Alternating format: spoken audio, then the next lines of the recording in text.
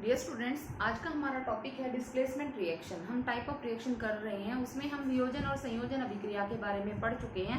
आज हम पढ़ेंगे विस्थापन अभिक्रिया के बारे में। विस्थापन, जैसा कि नाम से ही आपको पता लग रहा है, डिस्प्लेसमेंट या विस्थापन यानी कि किसी को अपनी जगह से हटा देना, टू डिस्प्लेस समथिंग। ठीक है। अब मान लो क्लास में 3 बच्चे बैठे हैं, एक बच्चा ए है, 2 बच्चे बी और सी हैं जो एक ही बेंच पे बैठे हैं। ये थोड़ा सा ताकतवर बच्चा है, बी इसमें एक कमजोर बच्चा है। ठीक है, ये ताकतवर है, ये कमजोर है। ये इसको कहता है कि मुझे तेरी जगह पे बैठना है, ये हट जाता है अपनी जगह से, यानी कि इसने इसको डिस्प्लेस कर दिया, इसको विस्थापित कर दिया। और अब नई कॉन्फ़िगरेशन क्या बन जाएगी उस बेंच पे, ए सी और बी रह जाएगा अकेला उस बेंच पे, दूसरे बेंच पे। इसी तरह की कुछ ये अभिक्रिया होती है हमारी विस्थापन अभिक्रिया, जिसमें एक अधिक अभिक्रियाशील तत्व एक यौगिक से कम क्रियाशील तत्व को हटा के खुद उसकी जगह पे लग जाता है। ठीक है। इस अभिक्रिया को समझने के लिए पहले आपको रिएक्टिविटी सीरीज यानी कि सक्रियता श्रेणी के बारे में पता होना चाहिए। ये सक्रियता श्रेणी बेटे आपके चैप्टर नंबर 4 मेटल और नॉन मेटल में दी गई है। ठीक है। यहाँ पे मैंने नाम लिखे हुए हैं, ये आपकी बुक में ऐसे लिखे हुए हैं और एक एरो इस तरह से शो कर रही है। ये एरो क्या शो करती है कि जो सबसे ऊपर है वो सबसे ज्यादा रिएक्टिव है, यानी कि मोस्ट रिएक्टिव। वहीं पे जो सबसे नीचे है एरो के हेड के पास, वो लीस्ट रिएक्टर है, यानी कि सबसे कम रिएक्टिव है। इस सीरीज को याद, डिस्प्लेसमेंट रिएक्शन को समझने से पहले आपको ये सीरीज याद होनी चाहिए। डबल डिस्प्लेसमेंट को समझने के लिए भी और डिस्प्लेसमेंट को समझने के लिए भी आपको ये सक्रियता श्रेणी याद होनी चाहिए। उसको याद करने के लिए मैंने एक ट्रिक ढूंढी है नेट से, वो है केदारनाथ का माली आलू जरा फीका बनाता है।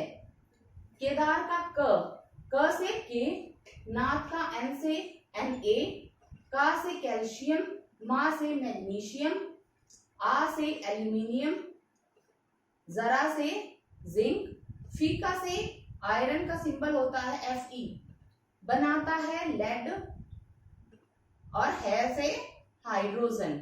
उसके बाद बच जाते हैं 4। आप लिखेंगे CHAA चा, और उसके बाद दोनों ऊपर और नीचे लिखेंगे U और बीच वालों के पीछे लगा देंगे G। तो ये आपकी रिएक्टिविटी सीरीज जो है बेटे, उसकी ट्रिक तैयार हो जाती है। केदारनाथ का माली आलू जरा फीका बनाता है, और 4 आप याद कर लेंगे, या फिर इस तरीके से भी आप याद कर सकते हैं। Cu for copper, Hg for mercury, Ag for silver, Au for gold. तो इस तरह से आप एक रिएक्टिविटी सीरीज को याद कर सकते हैं। इस रिएक्टिविटी सीरीज में मान लो हम बात कर रहे हैं जिंक की। ठीक है। जिंक ज्यादा रिएक्टिव है किससे, मान लो कॉपर की बात कर रहे हैं। ठीक है। ये कॉपर को रिप्लेस कर सकता है क्योंकि कॉपर इससे कम रिएक्टिव है, और ये रिएक्टिविटी सीरीज में ऊपर आता है। ठीक है। ये इसको रिप्लेस कर सकता है, लेकिन कॉपर इसको रिप्लेस नहीं कर सकता क्योंकि कॉपर नीचे है। ठीक है। कॉपर, वही बच्चे वाली बात है कि कॉपर ताकतवर नहीं है, ताकतवर इससे ऊपर वाले सारे इससे ताकतवर हैं, वो इसको हटा के उसकी जगह पे लग सकते हैं, लेकिन कॉपर इनको हटा के उनकी जगह पे नहीं लग सकता। समझ में आ गई बात। इसी तरीके से अगर पोटेशियम की बात करें, जिंक इसको तो रिप्लेस कर सकता है, लेकिन इसको रिप्लेस नहीं कर सकता क्योंकि ये सबसे ज्यादा रिएक्टिव है। जिंक मैग्नीशियम को रिप्लेस नहीं कर सकता, कैल्शियम को भी रिप्लेस नहीं कर सकता क्योंकि वो उनसे ज्यादा रिएक्टिव है। इसी तरह से अगर आयरन की बात करें, आयरन और जिंक है। ठीक है। आयरन से जिंक ऊपर है, यानी कि आयरन से ज्यादा रिएक्टिव कौन हुआ, जिंक।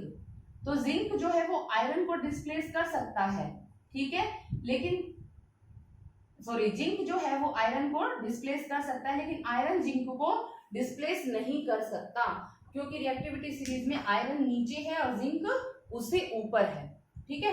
तो होपफुली आपको ये चीज समझ में आ गई होगी। आप ये ट्रिक अपनी बुक में लिख लीजिएगा, जहां पे भी आपकी रिएक्टिविटी सीरीज बुक में दी गई है, चैप्टर नंबर 4 में आप ढूंढ लीजिएगा, वहां पे उसके साथ आपको ये लिखनी है। स्नैपशॉट ले लीजिए, उसके साथ आप उसको लिख लीजिए। ठीक है। अब बात करते हैं इसके एग्जाम्पल्स की। आपकी बुक में पहला जो एग्जाम्पल दिया गया है वो दिया गया है एक एक्सपेरिमेंट। ठीक है। एक एक्सपेरिमेंट है जिसमें आपको दिखा रखा है, एक सॉल्यूशन दिखा रखा है जो ब्लू कलर का है। और उसमें 2 आयरन नेल्स डिप कर रखी हैं, ठीक है, 2 आयरन नेल्स डिप कर रखी हैं, और उस रिएक्शन में ये जो सॉल्यूशन है बेटे, ये कॉपर सल्फेट सॉल्यूशन है और लोहे की कील है, यानी कि वो क्या है, आयरन, ठीक है। अब इसमें होता क्या है, कॉपर सल्फेट सॉल्यूशन में जब आयरन नेल्स रखी जाती हैं तो ये आयरन की जो नेल्स होती हैं, आयरन आप देखेंगे यहाँ पे रिएक्टिविटी सीरीज में ऊपर है और कॉपर नीचे है, ठीक है। तो आयरन कॉपर को रिप्लेस कर देगा, इस यौगिक में आयरन कॉपर को रिप्लेस कर देगा और एक नया कंपाउंड बना देगा, उसका नाम क्या होगा, FeSO4। और जो ये कॉपर है, क्योंकि ये बेचारा कमजोर था, ये रह जाएगा अकेला, ठीक है, इस तरह से। और ये जो कॉपर है, ये इस आयरन नेल्स को जब हम बाहर निकाल के देखेंगे ना, तो इसके ऊपर डिपोजिशन की फॉर्म में दिखाई देगा।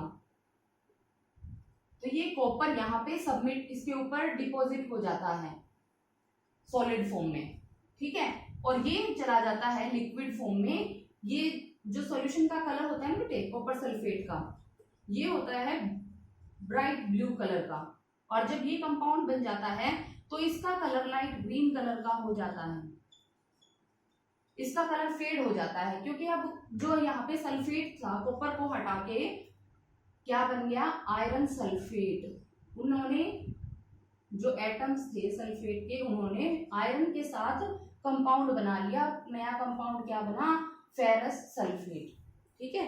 तो इस तरह से ये एक एग्जांपल है। इसी के साथ 2-3 और एग्जांपल आपकी बुक में दिए गए हैं। होपफुली आपको समझ में आ रहा होगा कि किस तरह से डिस्प्लेस किया, किसने किसको डिस्प्लेस किया, ठीक है। दूसरा जो एग्जांपल दिया गया बेटे वो है जिंक प्लस कॉपर सल्फेट।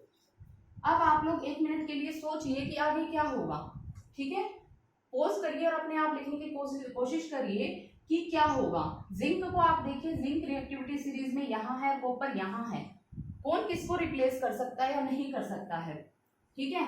तो हमारा जो कंपाउंड बनेगा वो क्या बनेगा बेटे, जिंक इसको रिप्लेस कर देगा, क्योंकि वो ज्यादा ताकतवर है कॉपर से। तो नया कंपाउंड क्या बनेगा, जिंक सल्फेट, और कॉपर वापस से डिपोजिशन की फॉर्म में, पीपीटी के फॉर्म में रह जाएगा सॉल्यूशन में ही, ठीक है। इस तरह से आप इसको समझ सकते हैं।